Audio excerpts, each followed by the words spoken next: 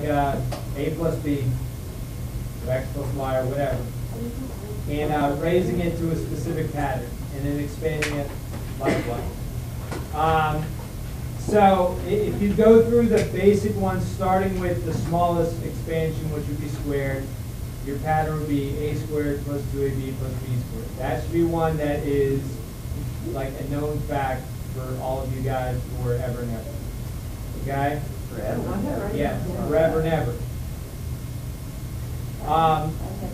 And then as you go through these, remember, like the number of terms starts increasing, the numbers in front, like coefficients in front, start changing, so on. And there is a specific pattern, right? You go up to the cubed one, comes that. The fourth power, comes that. The power, so on. Okay? And there is, like I said, there is a pattern to it. That's why, you know, it fits into this chapter. Now, if you remember, right, kind of any of these things from Algebra 2, there was a tool that they used to get the coefficients in front of it. Well, no, eventually we will, but that's like the things raised to like the 20th power, not necessarily the 50th. For lower terms, there was something else you can use. Don't worry about writing all these down, guys. Okay. Because you're going to have a method to get these in. Right? Oh. All right, now here's things to point out. I don't want you writing these down. Write down this part would be good to know. The first part with the expansions, you don't have to memorize these because there are tools that you're going to have to get the numbers in front. Now, just looking at that raise all the way up to the fifth power expansion one, there are three things that should always happen. First thing is the number of terms is always going to be one more than whatever the power is. Like the one raised to the second power has 3 terms in it. Third power has 4. Fourth power 5, so on and so on. Okay? You raised it up to like the 20th, you have 21 terms in there. Probably not going to have to expand one that big. I really doubt it. I might, you know.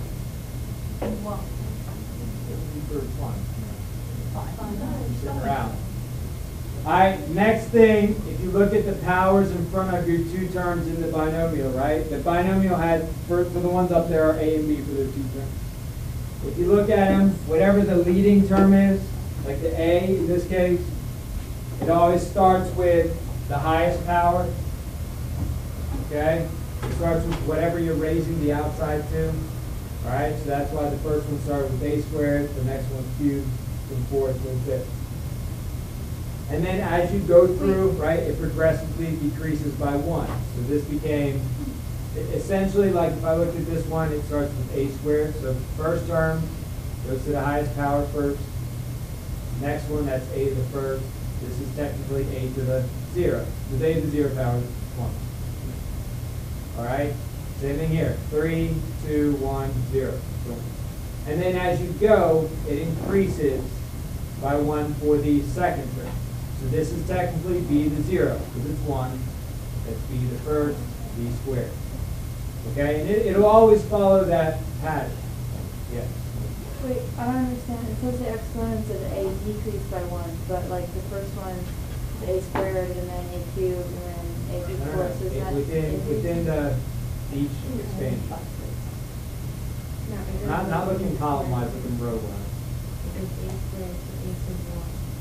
Yeah, squared to the first, 0. Looking this direction, not that direction. Okay? Because each one is a separate expansion. 4 different ones. So like it starts here with the highest power 5. And the next one is -1, -1, -1. All right, then the last thing would be that the sum of the exponents that you raise these terms to will always equal the value of n, which is the power you're raising the entire binomial to. So like if you looked at the ones to the 4th power, the sum there would be 4 and 0, which is 4. Here's 3 and 1, that's 4. 2 and 2 is 4. 3 and 1 is still 4. 4 and 0, 4. Okay, these are just the basic rules that you follow going through these. All right? Now, these numbers that are in front, like here, that's 1, 2, 1. 1, 3, 3, 1. 1, 4, 6, 4, 1. Blah, blah, blah, blah, blah. There is a simple tool, guys, that you do use to figure out what those values are. All right, if you remember it all, I would assume in Algebra 2 that this does get brought up. Can I go past this? No. I told you there would be a tool, guys, you had to use in order to get the coefficients for the expansion. Because if I just went through this and I started writing out all my terms, like this thing's raised to the 9th power, so I know there's a total of 10 terms. It would start with a to the 9th, and it would end with b to the 9th. And in between there, it would have, like, the next one down would be a to the 1st, or a to the 8th, b to the 1st, a to the 7th, b squared, 6, b cubed, so on, until I got down to that. Okay? Now, the thing that's missing from these would obviously be the numbers in front. Okay? Go back to one thing. All right. Wait, so there's never a coefficient for b? These right here, these are always 1. 1. Okay, now, guys, the thing that you're going to use for this would be the Pascal's triangle. If you've seen it before, you'll kind of know. Be familiar with it. That is it. Oh my gosh. Okay. It's up on my board over there also. The little thing above my desk. Above Garfield. It's the thing that's in. Well, duh. We can write one of those for every single problem. Now, here's no. Hey, this only would be feasible in situations where it's a low end value, like 9 even is kind of pushing it. But if I did it to like the 5th power, this would make sense to do it this way as opposed to the other way, which we're going to get to in a second. Pascal's triangle, guys, the way it's formed, right? Basically what you're doing is you're adding diagonals. Like these on the outside of the triangle are always 1s. If you add the diagonals together, 1 and 1 gives you 2. 1 and 2 gives you 3. 1 and 3 gives you 4. 3 and 3 gives you 6. That's how it's formed, by adding diagonals. 1 and 4 is that. So you can form it if you remember it starts that way. Okay? If you remember it's 1s on the outside, all right? And as you go down, you just add diagonals. You can form these on your own. Okay? Even if you remember these, it's probably easiest. So it'd be like 1 plus 2 gives you a 3 and a 3. And each row is increasing by 1. Like the number of elements in it increases by 1 every time. Now, the way this relates to this value up here, right? That's my n. This is like n equals 0. This is like n equals 1. This is like the first expansion you run into. That's your squared term. The 1, 2, 1 bit. This is like n equals 3, 4, 5, 6, 7, 8, 9. So down here, right, if I make that a little bigger like this, okay, this was up to 8. So the 9th row would be this, or the 10th row actually, would be the one down here, because you always start with n equals 0. All right? So if you had to form this out, it would go 1 there, these two add together to make 9, these two add together to give you 36. Oh, I love this. 56 and 28 is how much? 84. 56 and 70? 126. 26 and 26. 4 and 36, 9 and 1. Those are my coefficients. So it's going to go 1, 8 and 9. 9, next one. 36, 84, 126, 126, 84, 36, 9, 1. This tells you what numbers to put. These are your coefficients for that expansion. Now, like I said, if this goes beyond probably about this level, I wouldn't expect you to probably be doing the triangle for it, even like maybe to here, okay, which would be the fifth power. Otherwise you want to do All right. Otherwise, there's going to be a method we do next. Okay, use. All right. Now I'm going to do one other one with the whole Pascal's triangle, guys, just so you see how an actual expansion would look without having just A and B in there. And then we'll get on to the rest of the binomials. All right. So we'll do this. Okay. So it's to the fourth power. So it would make sense to do Pascal's triangle. So again, it's kind of to the point where you could draw it out by hand. Like I said, if you remember, it starts like that, even with the 1 and 1. Okay, so just remembering this is n equals 0, n equals 1, n equals 2. So I need to create, outside of this, I need to create 2 more rows. So my next row would be 1, 3, 3, 1. So 2 plus 1 is 3. And then the row I'm going to use is going to go 1, 4, 6, 4, 1. The outsides are always 1s. The inside numbers you get by adding diagonals. Okay? So, when I'm going to write this out, now remember, we did it, the thing I had up there in the pattern was with A and B. That whole thing is my A. That whole thing is my B. Okay, you have to remember that when you write the expansion. So for me to start this, I take my first term, raise it to whatever the n is, 4. All right, and there's a 1 in front because it starts there. My next one is going to have 4 in front from the triangle. Then it's going to go A to the third, that drops by 1. And then the B term is going to come up, B to the first. Next term there, be a 6 in front, coefficient-wise. Then it's A squared, because 3 minus 1 is 2. The other one's going to increase by 1. You know, it's not really going to change in this case. Should put that further down. The next one, I have 4 in front there. So 4. And then again, the A is decreasing by 1 again, so 2 minus 1 is 1. 1 to the third power. And then the last thing is just the B raised to the n. All right? That would be having everything written out before you start actually doing powers and stuff. So like now you would actually have to raise everything to the power correctly. Like 2x to the fourth power would be, what's 2 to the fourth power? 16x to the fourth would be my leading. The next one, 2 to the third power. Actually, let me write this all out.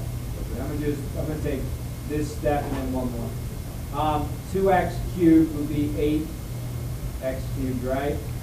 1 to the first is 1, so I'm not going to write that. Then the next one is 6. 2x squared would be how much? 4x squared. And the next one, I can multiply those together already, and then 1 at the end. Right? 2x times 4 is 8x, 1 to the fourth is still 1. And I'm just writing this out just to show you know that you have to recognize that you're raising that entire thing, that entire A to the third power. So the final thing, this fully expanded, come down to here and look like 16x to the fourth, 32x cubed, 24x squared plus 8x plus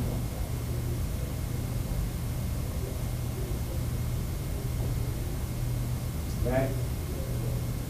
And really anything beyond that, maybe like I said to the fifth power, you could still do a triangle because it's still fairly a small power. But usually beyond that, there's another method you're going to go about. The way you treat these numbers is not going to change though. These powers, that pattern's not going to change. But what you're going to get is there's going to be one other way that you're going to be able to get these coefficients in front for extremely high values of n. Okay? Well, not extremely high, but higher values. All right? Can I go past this yet? Yeah. No. Where you at? Good now?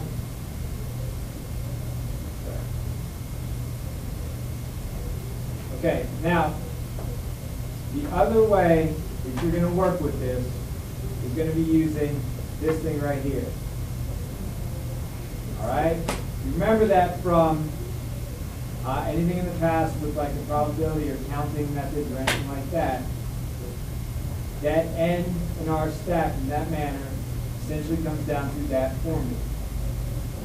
Okay, we do whatever the top number is, factorial of that, divided by factorial of the bottom number times factorial of those two subtracted. And remember guys, factorial, if you're doing this by hand, remember like 5 factorial, we'll go ahead and make it, is 5 times 4 times 3 times 2 times 1.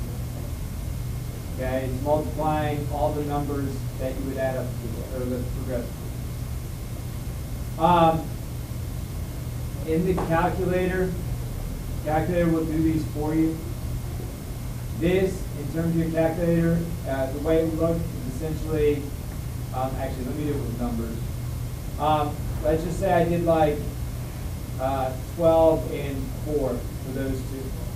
Using the formula, it would look like 12 factorial over 4 factorial times 8 factorial. In the calculator, guys, if you go to math, the math key, go over to the probability thing, you see that there.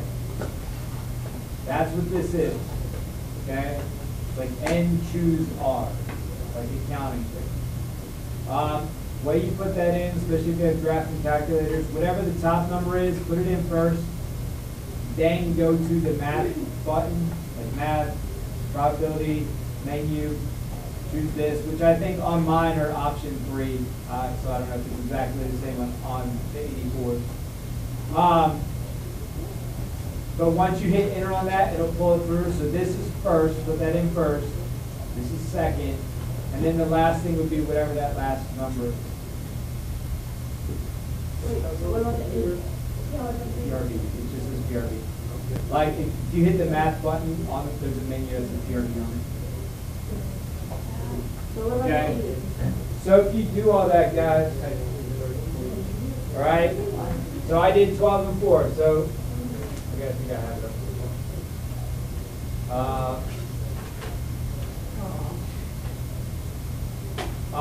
So if I did that, it would be 12,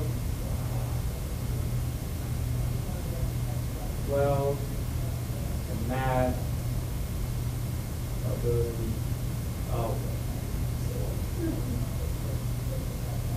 3, and what I have 4 at the bottom, right? Yeah. Should get you that, 495. Okay? With the expansions, guys, this is how you're going to really need to be able to do it. Like, there would be absolutely no reason for you to do that method every single time. Obviously, if you got good at these, you'd realize that there's a whole lot less multiplication that you need to do than besides the entire factorial.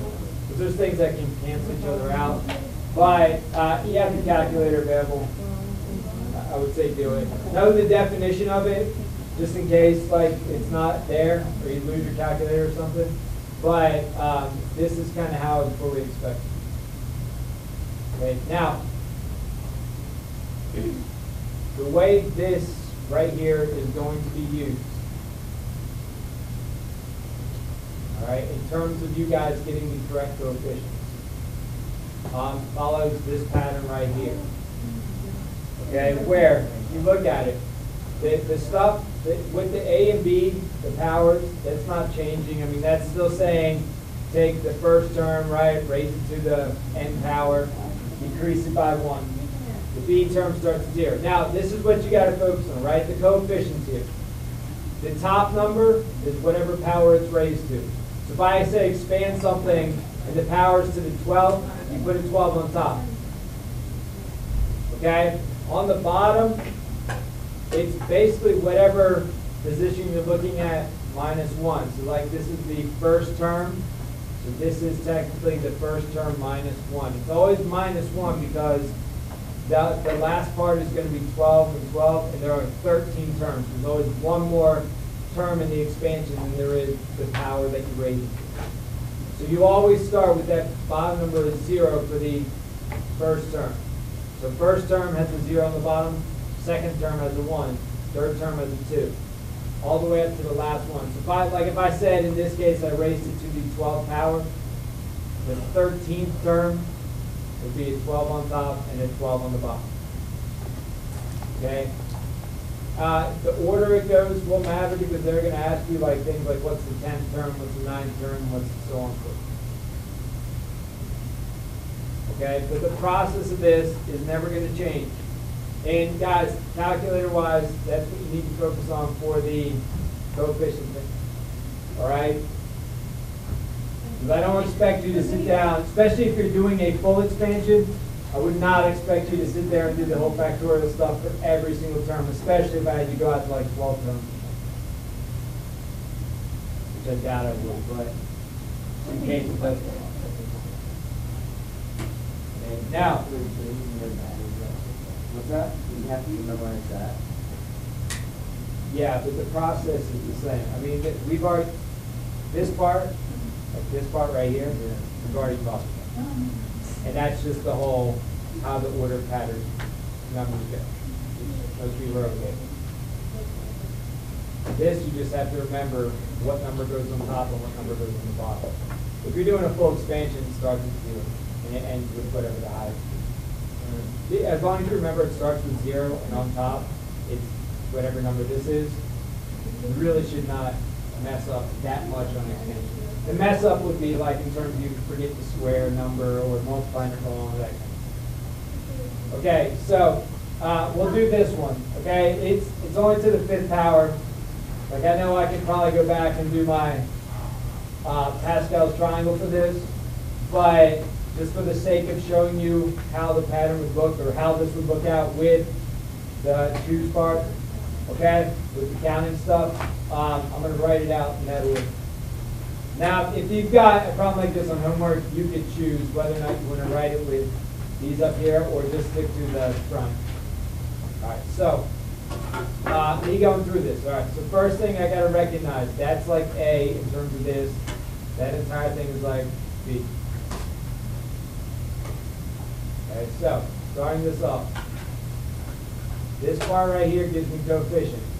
The power goes on top, so this is to the 5th power. 0 is going there for the first term.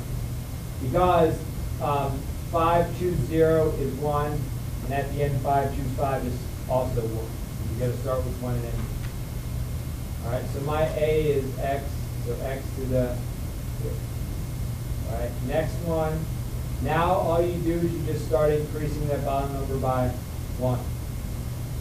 All right, so again, in your calculator, that would be 5. That 1. The next one would be 5, and you start 2, so the 1. Okay?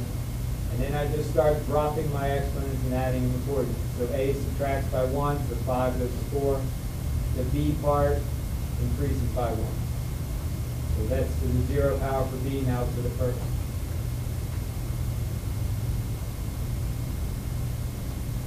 Now, see, writing this out this manner, it's going to probably look more complex than it actually is to do the work. And you got to kind of give yourself enough room. Like I'm going to run out of room here. You can already tell. Okay. X, 2y to the 4th, and then the last one would be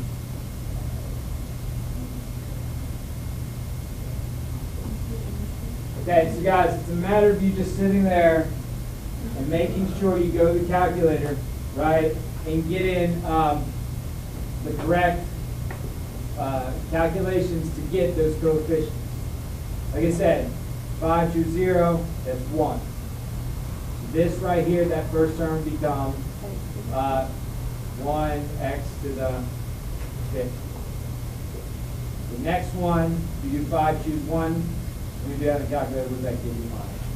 5. This would be 5. X to the 4th.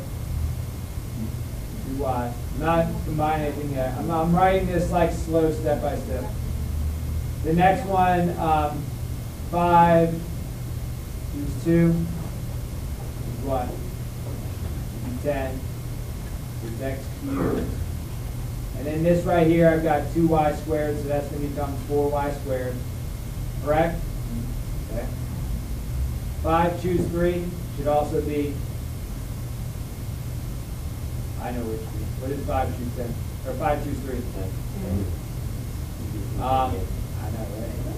So x squared, and then 2y cubed, 8y cubed. 5 choose 4, 5. X is to the first power. 2y to the 4th power would be 16. What? Where? How do you get A1? So it's right here, this 2y, the entire thing is being cubed. So 2 cubed is 8. That's why I'm writing it slow, so I can show you exactly what the proof is. And then the last one, guys, we already said 5 choose 5 is 1. So this would technically at the end be the quantity 2y raised to the 5th power. So 32 y to the 5th. Okay? And then your last step is essentially making sure you multiply the correct numbers together. Like the first one is still just x to the 5th. This one here, you got 5 times 2, multiplied to 10, x to the 4th y. Wait, how did you get to 32? Because this whole thing is raised to the 5th. So 2 to the 5th power is 32. Because remember, the power distributes to everything that's in it. So x squared, 80. 16 times 5, so 8. 4. Alright, so that would be full expansion of that. How do you find real life? By itself, like just doing this, probably not. But what you get, the hardest thing with this course, especially with things like this, you can't realize is basically a prerequisite for the algebra. When you get to calculus, then you start to apply. Everything else in calculus is very hard to apply. The only other one that I can really pick out would be applicable to anything would be trig. Because trig is used by surveyors and engineers all the time. But this is more like a prerequisite for calculus. All right, now, the other types of questions you guys are going to see strictly based on these would be dealing with finding general terms. Okay, this is the last bit, but there's like, I think there's 2 examples I want to do with this.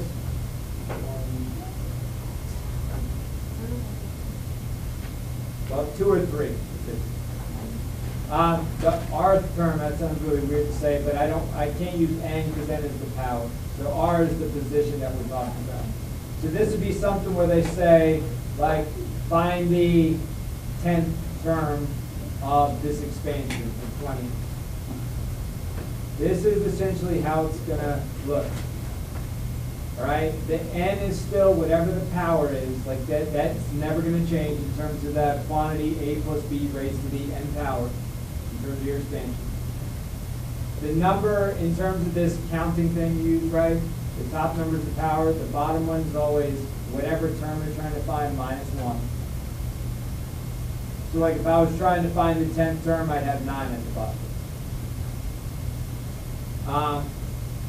Whatever that, the A, remember, is still, this is still all in relation to A plus B to the N. So that first term, the power you raise it to is always going to be this one minus that one. That's essentially all it is. It's the top number minus the bottom one. All right, that's what it looks like if you just combine exactly what's there. I guess I should technically have parentheses around that.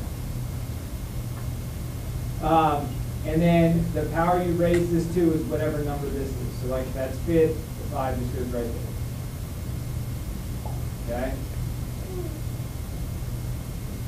All right, now, I'm going to go past this. It's essentially the same formula that was just up there. I just put it more in the context of the problem.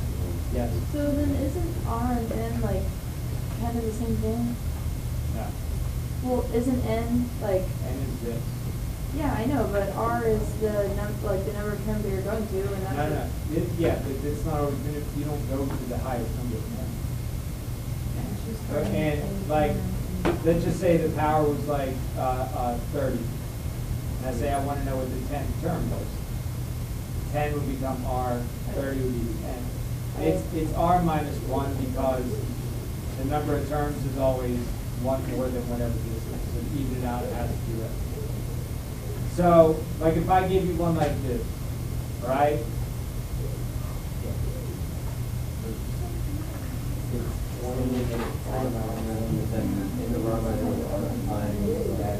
Yes, just 8 because it's just 1/5 this time. And all this is multiplied because it's running. All right, so guys, here's how this would go. Okay, if I was doing this, that's my N. That's R. You just kind of plug them in, right? And remember, that's kind of in parentheses. So 25 would be the number on top. 19 would be right there.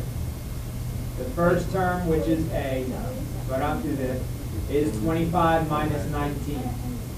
So 25 minus 19 would be 6.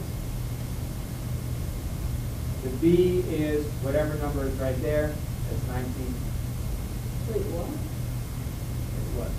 How did you get all that? Oh, wait, never mind. Never mind. Like all this stuff up here is more confusing than just understanding that this number goes there. This one is the difference of those two. What is your 19 come from? The number of terms Oh, minus okay. 1. So this would be simply go to the calculator, figure out what that is. 25 and 19. It'll be a rather large number. 177,100. There you go. So that right there would be the 20th term if I were to sit down and expand this entire thing. So obviously you're not going. Okay? Alright, so just, I probably won't do the numbers out for this next one, but just so you understand the setup of it, if I was to change it so it's this now, if I was setting this up, right, the N is 8, so 8's on top, that's my R, so I always subtract 1 from that to get that number. My first term is still A. The power this goes to is the difference of them. So 8 minus 5 is 3. My second term is 2b, and that's raised to whatever the bottom number is. Right? And if you worked it out, like the 8 choose 5 is 56. 8 cubed. 2b, that whole thing to the 5th power. 32b, the 5th. So then you would just now multiply. Just like if you were doing a regular expansion. It's just asking you for a single term instead of the entire thing. And that's 1792. Okay? Now, the only other thing, and this is the last example we want to do now. The only other way this is going to be asked of you, and the type of problem you're going to see, would be, instead of saying find the 6th term or 20th or whatever, they're going to give you like one of these parts right here, and it'll say something like find the term that contains maybe a cubed in this case, or it might be x to the 4th, or that kind of thing. So something like this, okay? Where now if you're doing it, you're kind of working backwards from what we were just at, okay? And the formula for this changes a little bit, okay? It's a little different, but not much. The reason it's written a little differently is so that you can pull numbers, right, directly from what's given to you. So what it's saying is, says, look, you want the term that contains x to the 4th, all right? Which means if I look at my expansion, x is a, so I'm looking for a to the 4th power. X is a, so I want x to the 4th power, so a to the 4th. So if I apply that to this formula right here, I could look at it as, I know my n equals 10, that's 10 right there. The r I'm going to use is 4, so it's still right there. So if I just use those two and plug them into what I have there, I've got 10 there. The bottom number is n minus r, 6. X to the 4th power has to be there. And then the other one, the b, is 2y. So that's b. And then you raise it to the 6th power. Okay? So it's essentially the exact same formulas up there, but it's written a little tiny bit differently, just so you can go back into the equation and pull them out kind of in a reverse order. All right, so then you would, again, go to the calculator, like 10 choose 6 is 210, x to the 4th. 2y all raised to the 6th power is 64.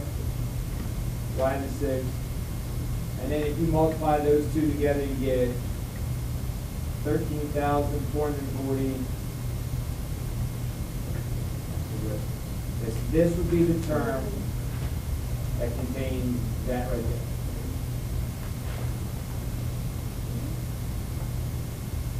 Okay. Those are the different types you'll see. All of them are going to somehow be related to the ones we've done. Wording might be a little differently, but they should all fall back to